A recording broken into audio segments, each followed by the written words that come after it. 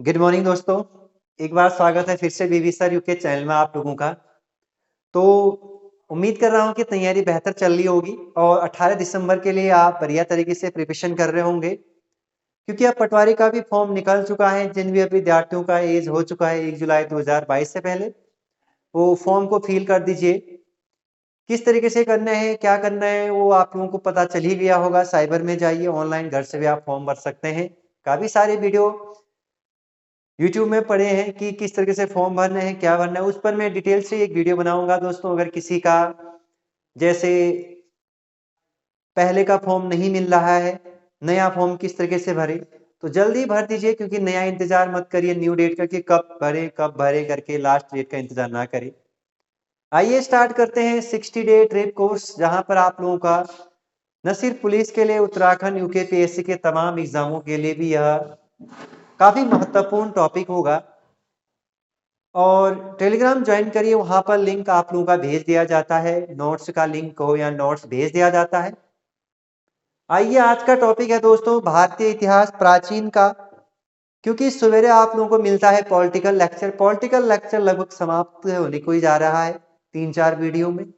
3-4 video में ही ये आपका प्राचीन इतिहास भी समाप्त होने के ही कगार पर है लगभग।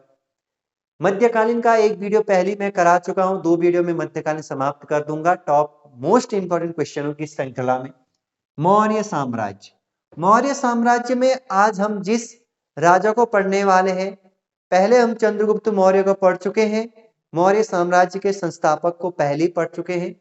आज हम पढ़ने वाले हैं चंद्रगुप्त के बाद उनका पुत्र बिंदुसार। बिंबिसार मगध में हर्यक वंश का संस्थापक था। आज हम पढ़ेंगे बच्चों बिंदुसार। कौन सा सार? बिंदुसार को पढ़ना है। ज्यादा कुछ नहीं पढ़ना है बिंदुसार पर। 1-2 पॉइंट याद रखने आपको। बिंदुसार को अन्य नाम सिंहसेन नाम से इनको जाना जाता है। किस नाम से? सिंहसेन नाम से इसको जाना जाता है। इतना आप याद रखेंगे। किस नाम से? सिंहसेन। आप इसको अपडेट कर दीजिएगा, सिंहसेन नाम से। और एक अन्य नाम अमित्रघात। अमित्र घात नाम से इनको जाना गया है। अमित्र घात मीन्स होता है दोस्तों शत्रुओं का नाश करने वाला। काफी महत्वपूर्ण है यह पॉइंट। शत्रुओं का नाश करने वाला, इसीलिए इनको एक नाम से जाना गया है अमित्र घात। ज्यादा कुछ नहीं मिलता इस पर। सीधे हम चलते हैं अशोक महान पर। टॉप हेडिंग डालेंगे मेरे मित्रों, अशोक महान। अशोक महान, इनको अशोक महान का नाम सिर्फ अशोक है। आप याद रखेंगे अशोक महान से। सबसे पहला पॉइंट आपको अशोक महान पर याद रखना है कि अशोक के पिता कौन थे। अशोक के पिता कौन थे? तो अशोक के पिता थे आप लोगों का दोस्तों बिंदुसार। कौन था? बिंदुसार। माता जी का नाम याद रखिए। कहा जाता है कि माता सुभद्रांगी थी। कौन थी? सुभद्रांगी। ठीक है, सुभद्रांगिनी थी। और इसके बाद इनका अन्य नाम मिलता है कई बार, देवाना प्रिय। अन्य नाम अशोक का अन्य नाम बताइए। देवाना, देवाना प्रिय इनका नाम बताया जाता है।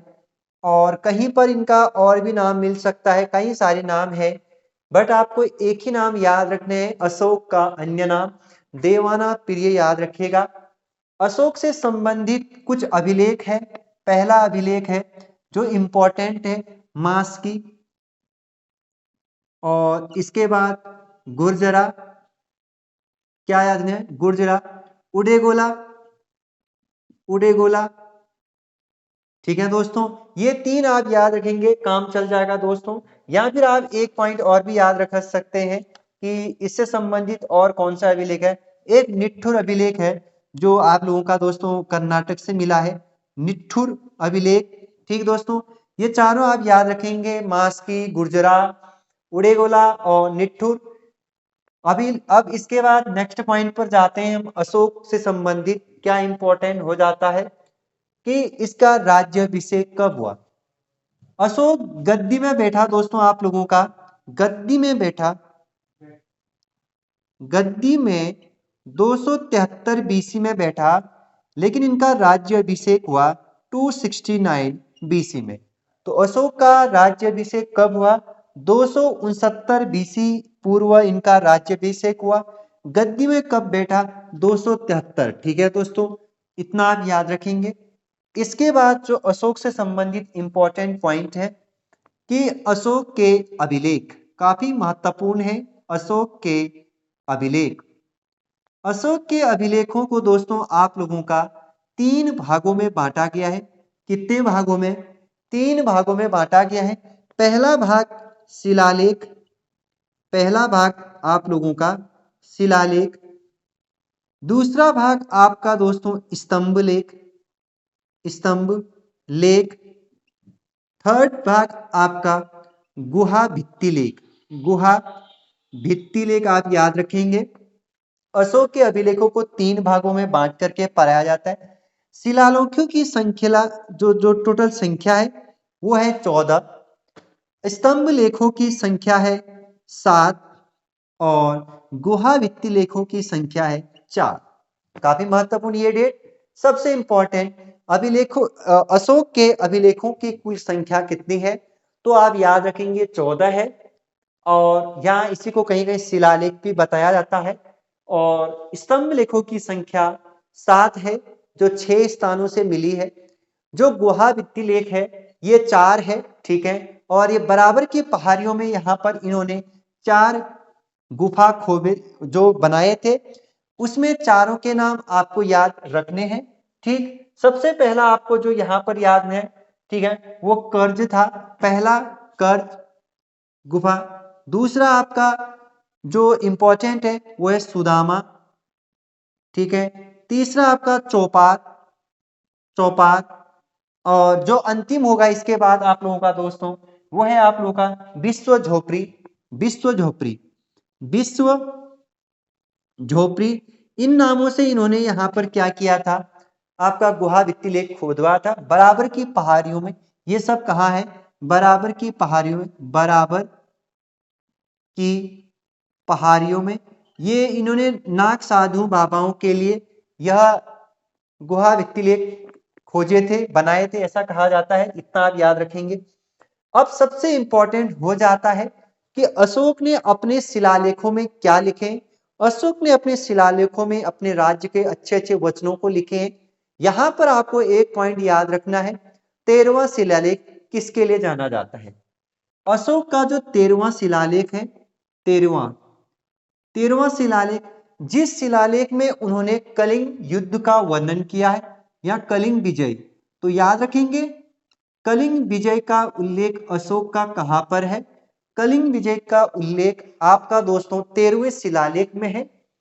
कलिंग विजय इन्होंने कब किया था? 261 बीसी पूर्व किया था, याद रखेंगे, जब वो मात्र 8 वर्ष के थे। जब मात्र 8 वर्ष के थे तो अशोक ने कलिंग विजय किया था। ठीक है दोस्तों, इसका उल्लेख 13वें शिलालेख में है। जब ये कलिंग विजय करके वापस लौटे तो इन्होंने उसके बाद हिंसा करना त्याग दिया था और अहिंसा मतलब अहिंसा का रूप अपनाया था। उसके बाद अहिंसा को अपनाया और अहिंसा को अपनाने के साथ ही वो बौद्ध धर्म को भी अपना चुके थे। तो अशोक किस धर्म के अनुयायी बने? तो बौद्ध धर्म के, याद रखेंगे, किस धर्म के? बौद्ध धर्म के अनुयायी बने। और बौद्ध धर्म में जिस जो चीज अपनाया इन्होंने, धम्म को अपनाया। किसको अपनाया? धम्म, जो एक संस्कृत का रूपांतरित भाषा है, रूपांतरित रूप है धम्म। तो याद रखेंगे बौद्ध धर्म धम्म को इन्होंने अपनाया, धम्म पर चलने लग गए। उसके बाद हिंसा को त्यागा, अहिंसा को अपनाया कलिंग विजय के बाद। ठीक है दोस्तों, डिटेल में हम फिर पढ़ लेंगे, इससे भी ज्यादा डिटेल, बट अभी आपको इससे काम चला लेना है। कलिंग विजय 261 पूर्व। ठीक है, अच्छा, इसके बाद जो इंपॉर्टेंट पॉइंट आप लोगों का यहाँ पर याद रखना है आप लोगों ने कि अशोक के शिलालेखों की खोज कब हुई और किसने की? काफी महत्वपूर्ण है। अशोक के शिलालेखों की खोज किसने की? शिलालेखों की खोज 1750 में कब किया गया दोस्तों? 1750 में।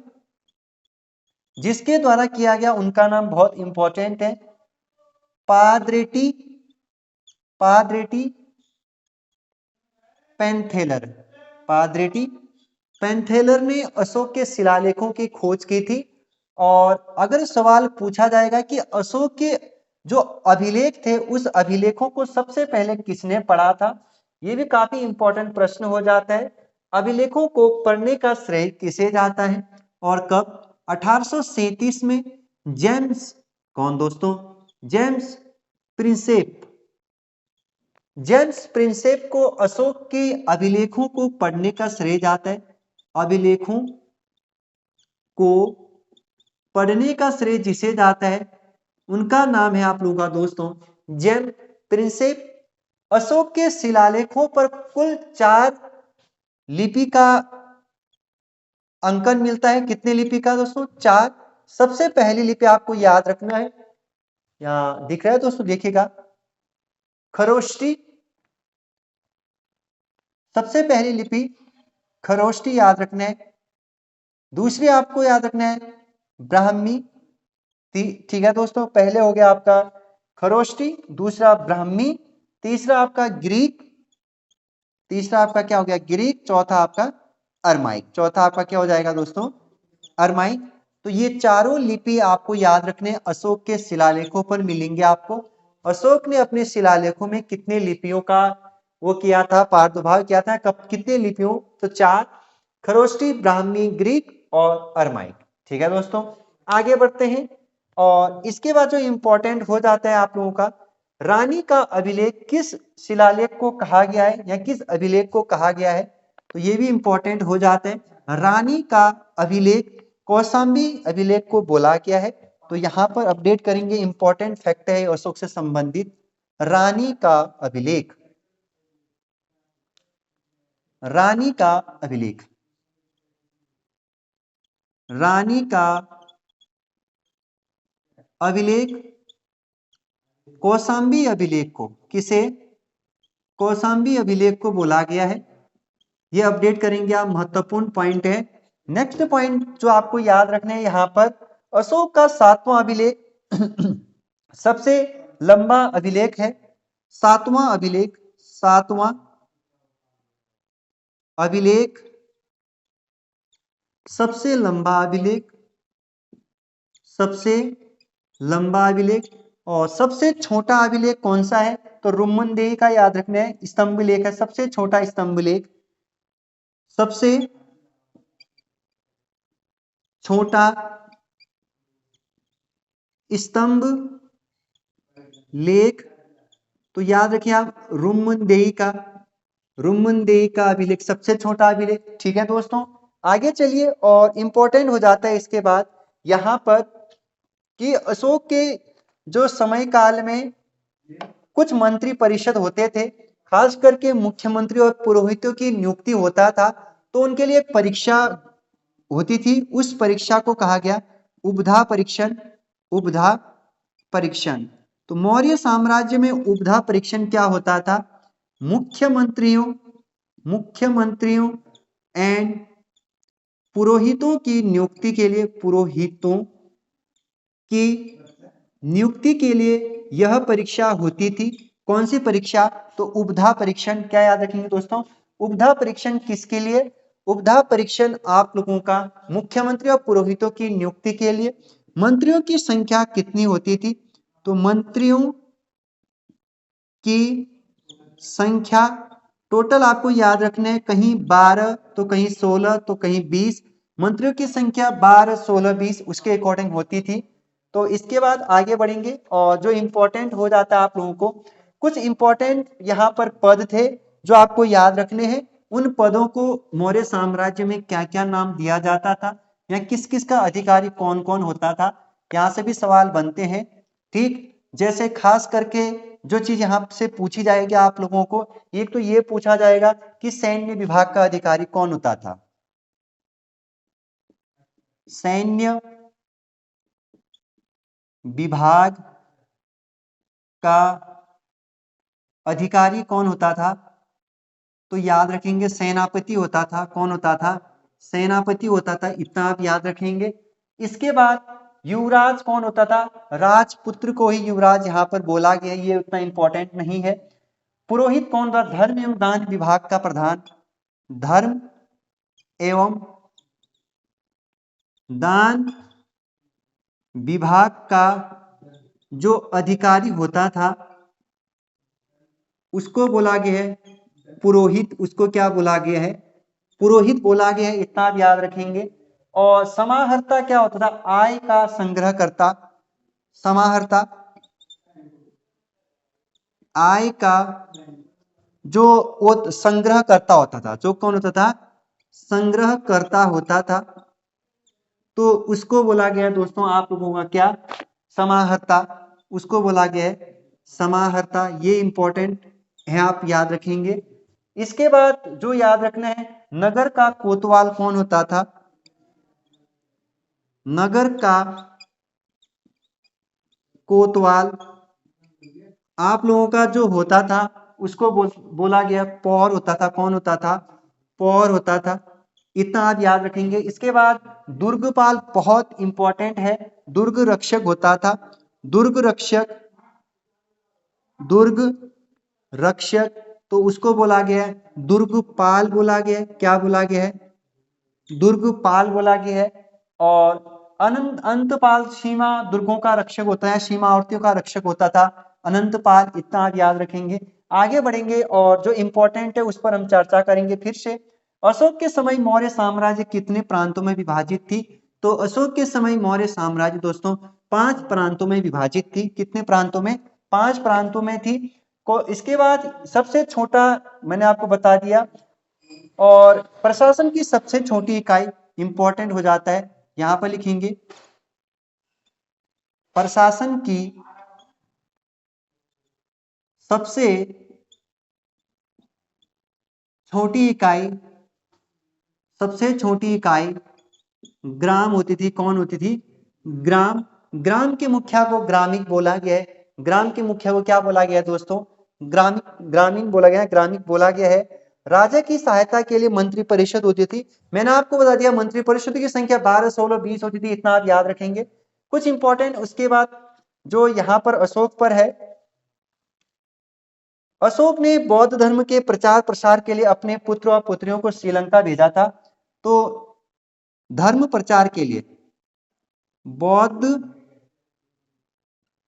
धर्म प्रचार के लिए किसे श्रीलंका भेजा? के लिए पुत्र एंड पुत्री। पुत्र का नाम जो था दोस्तों आप लोगों का महेंद्र और पुत्री का नाम संघमित्रा थी। ठीक है, याद रखेंगे आप। ठीक, संघमित्रा। तो पुत्र का नाम आपको यहां पर याद रखना है महेंद्र। अशोक के पुत्र का नाम महेंद्र और पुत्री का नाम संघमित्रा थी। इन दोनों को किसने? अशोक ने बौद्ध धर्म के प्रचार के लिए कहां भेजा? श्रीलंका भेजा। कहां भेजा भाई? श्रीलंका भेजा। मोस्ट इंपॉर्टेंट लगा दीजिएगा, अशोक ने बौद्ध धर्म के प्रचार प्रसार करने के लिए किसे श्रीलंका भेजा? अपने पुत्र महेंद्र और संघमित्रा को कहां भेजा? श्रीलंका भेजा। ठीक, इसके बाद मोस्ट इंपॉर्टेंट लगा दीजिएगा कि मौर्य साम्राज्य में गुप्तचर को क्या कहा जाता था? गुप्तचर को आप लोगों का दोस्तों गुट पुरुष कहा जाता, गुट पुरुष कहा जाता था। ठीक, क्या कहा जाता था? गुट पुरुष कहा जाता था। इतना याद रखेंगे। अशोक के गुरु का नाम अरस्त आपको याद रखना है। ठीक, जनपदीय न्यायालय के न्यायाधीश को जनपदीय न्यायालय के जो न्यायाधीश होते थे, न्यायाधीश होते थे, उसको क्या बोला जाता है? देखो, रज्जुक बोला जाता था। उसको क्या बोला जाता? रज्जुक बोला जाता था। इंपॉर्टेंट है। सरकारी भूमि को मौर्य साम्राज्य में क्या बोला जाता था? मोस्ट इंपॉर्टेंट, सरकारी, ये भी पूछा जा सकता है। सरकारी भूमि को क्या कहा जाता था? भूमि को सीता भूमि कहा जाता था। सीता भूमि कहा जाता था। मौर्य साम्राज्य में जो सरकारी भूमि होती थी उसे कौन सी, किस नाम से? तो याद रखेंगे आप। ठीक, तो इसे बोला जाता है सीता भूमि। और जो इंपॉर्टेंट है इसके बाद यहां पर मैंने आपको बता दिया प्रांत कितने थे? 5 प्रांत थे। ठीक, और यहां पर जो इंपॉर्टेंट है इसके समय पे और तो ऐसा कुछ इंपॉर्टेंट नहीं लगता है। इसके बाद हम पढ़ते हैं नेक्स्ट कौन है जो इंपॉर्टेंट है यहां पर? अब पढ़ेंगे हम नया साम्राज्य, ब्राह्मण साम्राज्य। कौन सा साम्राज्य? ब्राह्मण साम्राज्य। तो टॉप हेडिंग डालेंगे आप ब्राह्मण साम्राज्य। कौन सा साम्राज्य? ब्राह्मण, ब्राह्मण साम्राज्य डालेंगे दोस्तों आप। भारतीय इतिहास में ब्राह्मण साम्राज्य का संस्थापक किसे माना जाता है और कहां पर? ब्राह्मण, तो पुष्यमित्र शुंग, पहला ही पॉइंट डालेंगे आप। पुष्यमित्र शुंग को इस वंश का संस्थापक माना जाता है। इतना आप याद रखेंगे, शुंग वंश का संस्थापक किसे? तो पुष्यमित्र शुंग को। इसने मगध पे, किस पे दोस्तों? मगध पे यह साम्राज्य स्थापना की। ठीक, इसके बाद शुंग वंश का अंतिम शासक याद रखेगा देवभूति होगा। तो याद रखेंगे, अंतिम राजा याद रखने, उससे काम चल जाना आपको। अंतिम राजा, और अंतिम राजा का नाम देवभूमि या क्या देवभूति याद रखना है। देवभूमि या देवभूति,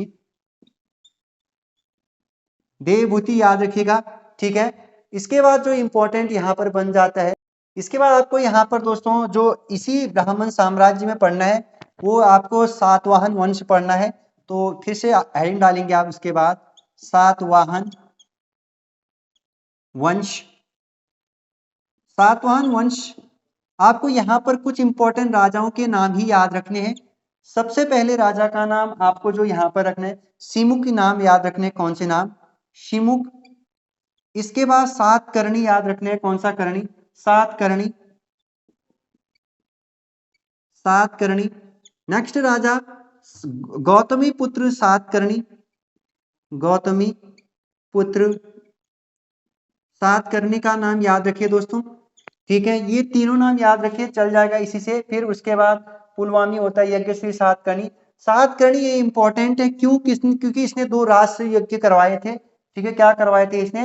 एक राष्ट्र यज्ञ और एक दो अश्वमेध यज्ञ। तो यहाँ पर याद क्या रखेंगे आप? एक अश्वमेध यज्ञ, एक अश्वमेध यज्ञ, और एक कराया था इन्होंने राजसयु, राजसयु यज्ञ करवाया था।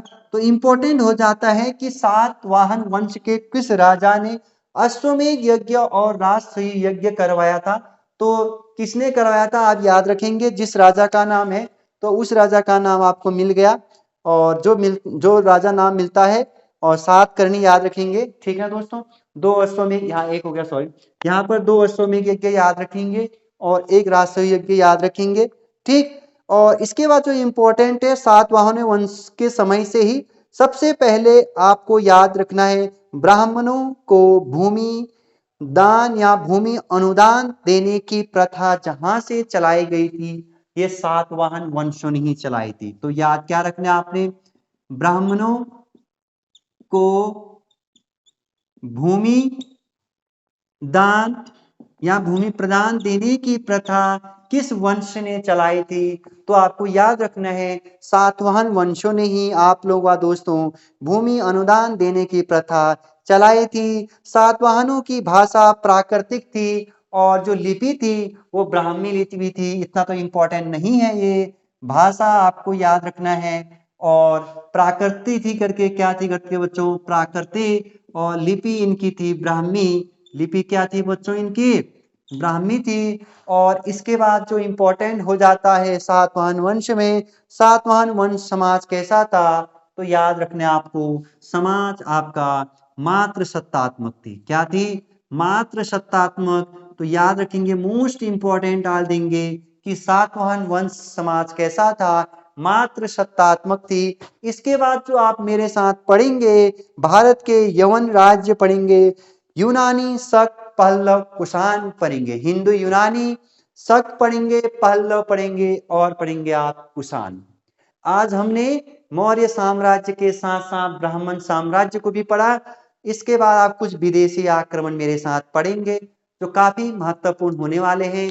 कुषाण और शक तो बहुत इंपॉर्टेंट होने वाले हैं। एक चीज मैं बता देता हूं दोस्तों, कि जब मैं अशोक पढ़ा रहा था तो वहां पर मैंने ये बोला था कि आपको अशोक जहां जहां जाता था एक स्तंभ लेख स्थापित कर देता था कि ये मेरा यहाँ तक का राज्य विस्तार है। तो इसी सिलसिले में उत्तराखंड का एक जगह है कालसी, देहरादून में, वहां पर अशोक का एक स्तंभ अभिलेख मिला है, ठीक है, जिसे कालसी का अभिलेख कहा जाता है, आपको पता है। यह कालसी का अभिलेख देहरादून के कालसी नामक यमुना और टॉन्स के संगम पर बसा है, वहां पर स्थापित किया है। तो याद रखिएगा, काफी महत्वपूर्ण वो भी हो जाता है। ठीक है दोस्तों, फिर मिलेंगे कल को, तब तक के लिए आपसे इजाजत चाहते हैं। रोज सुबह पॉलिटिकल, शाम को हिस्ट्री। पॉलिटिकल समाप्त हो रहा है, हिस्ट्री पार्ट 1 समाप्त हो रहा है, पार्ट 2 एक वीडियो पहले पब्लिश कर चुका हूं। करंट अफेयर की वीडियो आ रही है इंपॉर्टेंट दोस्तों, जनवरी और फरवरी का मैंने कंप्लीट करा दिया है, 2021 पहली मैं कंप्लीट करा चुका हूं।